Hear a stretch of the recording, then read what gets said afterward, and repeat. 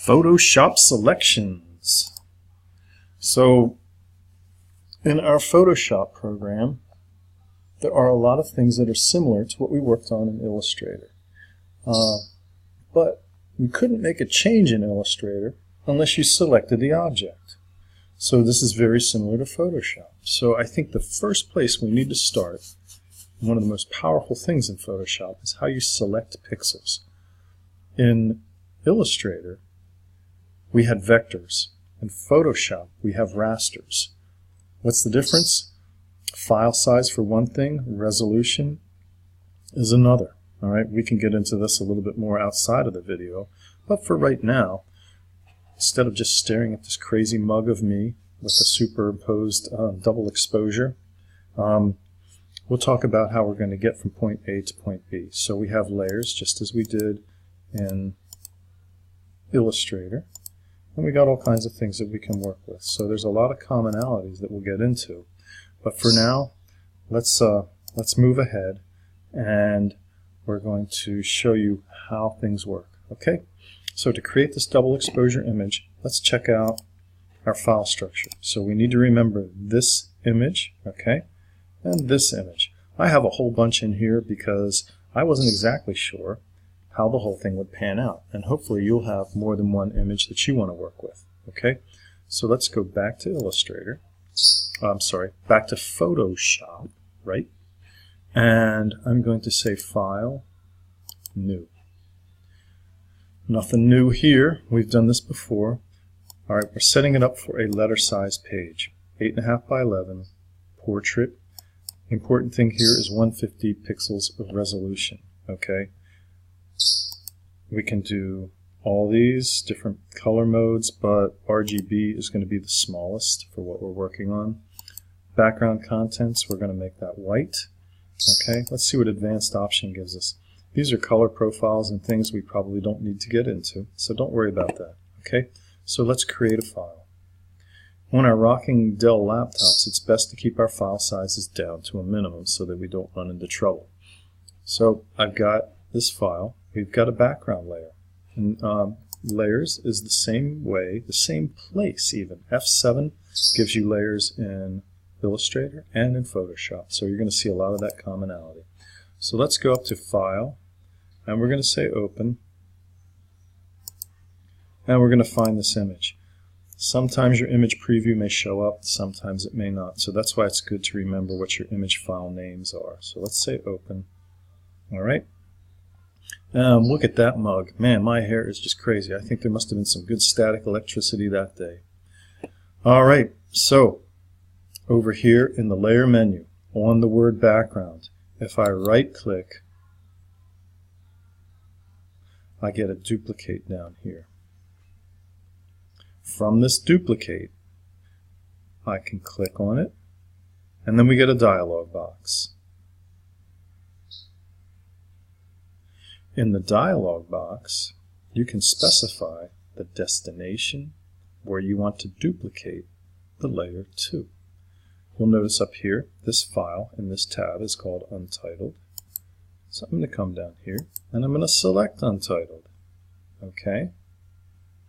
So now we have background copy, Untitled, in the duplicate layer menu, and we got this by right-clicking on the word background.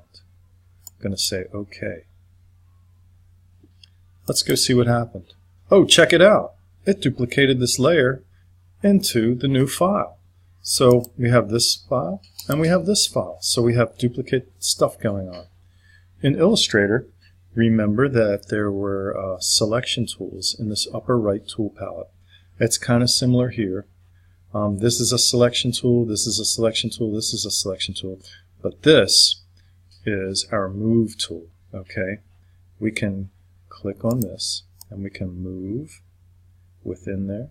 But you wonder, where did all the other stuff go, Mr. E? There was a lot of other things going on. Well, check this out. If I hit Control minus, see that magenta box on there?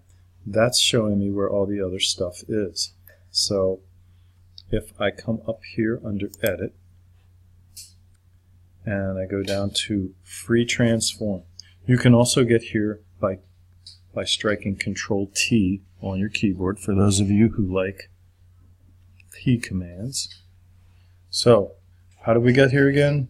Edit, Free Transform. Okay, I'm going to click on that. Look at that. There's a whole lot more stuff going on outside than what we have. So I'm going to hold down my Shift key so that I can constrain this. Because you know what will happen if I don't constrain it? I can distort the heck out of it. That's not going to be very fun, is it? So Escape, let's try and go back to that. Control T. Okay, holding down the Shift key, coming up with a nice crop. Okay, and then I can move this by clicking and dragging. Alright, and there we go. I think that's a pretty pleasing crop. So we can commit that by coming up here, commit transform, or you could just hit enter. Okay, so how do we get this big again? Control 0. That will make this full size for us. Alright, so we're moving along. Now the next thing to do is to get down to the real meat of what we're working with, which is the selection. There are a lot of different ways that you can select. The square will select pixels. Whoa, check out that. These are called marching ants. Okay, the marching ants are showing me what is selected right now. If I don't want that, I can hit Control D and deselect them. There is a lasso tool. I could do this, right? But dang, that's not very precise. I'm going to hit Control D again. Let's try this tool. What is this one going to do? Okay, we've got Auto Enhance on, right?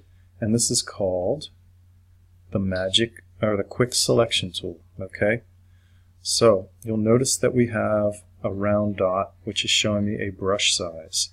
If I want to select more stuff, I can come up here next to the key P, and 1 or 2 over is the close bracket, which makes it bigger. Open bracket right next to the P makes it smaller.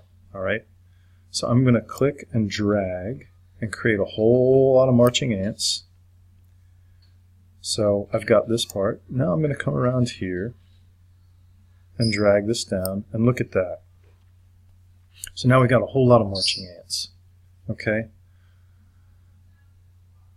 you'll notice that it's not doing a great job here. What I have selected is the background and none of my lovely mug here. So I think what I'm going to do is I'm going to make my brush a little smaller and hit the open bracket key. Alright, and then I'm going to come down here and I'm going to hold down Alt. Notice what happens.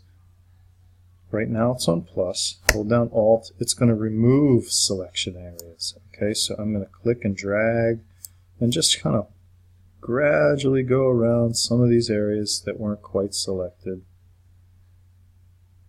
and get all this together. Okay, this crazy hair up at the top is going to be anyone's guess, but there are tools that will help us with that. So right now what we have selected is a whole bunch of this stuff. If you really want to see what you have selected at any time in Photoshop, hit the Q key. Alright, here you see this icon come up, and you'll notice that what I have selected are masked areas. Okay, you can also click it so that it shows what are selected areas. Alright, I like to see the mask myself, so this may be confusing for you, but let's move ahead. Okay, so I'm going to hit Q. So you'll see that we have, if I zoom in, some really crazy edges. Alright, and it doesn't look all that accurate right now. So let's come back to the full size image, Control 0, and we're going to go in here into select. Oh, hold on, we got to get back. We're going to hit select and mask. Okay, here we've got what's called an onion skin. Okay, I don't like the onion skin. I like the overlay. Okay, so let's go into here. I'm going to click overlay, then I'm going to click outside of that, and I'm going to get back. Okay, here we've got some great stuff. This is your radius tool. Okay, let's see what this changes. Is this giving us anything good? Smart radius, come on. There we go. And you'll notice that as I move the slider, things are changing here. Okay, there's a lot of math going on.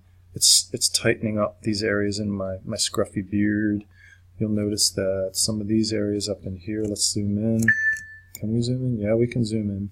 So now our selection is much more refined. Okay, this is all the power of math.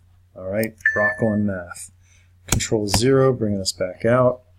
Okay, right in here, we're going to need to come in and probably fudge that a little bit, but we can play with the slider and see what we can do to get some better edge detection. All right. Down here we've got refinements. Shift edge, we'll make it, let's see, hold on, we're going to wait for a minute, wait for it. This should be making it bigger. Oh, it's making it smaller. Okay, so it's contracting that. Alright, so we're shifting the edge. If I can come back here, and now it's going to make our edges a little bit bigger, getting a little sloppier. Let's bring it back more into where we need to be. Okay, so we just saved ourselves a whole lot of money. Time.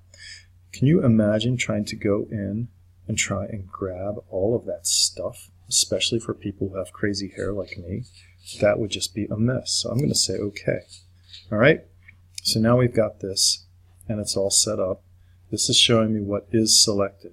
Okay, there's a really neat feature in here under selection where I can come in here and I can say invert selection. So now what is selected by hitting the Q key is just that ugly mug. Alright, so let's come over here. We've got our marching ants pretty much where I want them. I don't think we're going to do a whole lot better without a whole lot more work. And I'm going to click on background. Down here you'll see the square with a circle in the middle. If I click on that square with the circle in the middle, it's going to create a mask. Voila! We just got rid of that whole background. Check it out. Alright, this is a great place to stop and save. So I'll be back in a minute with another video.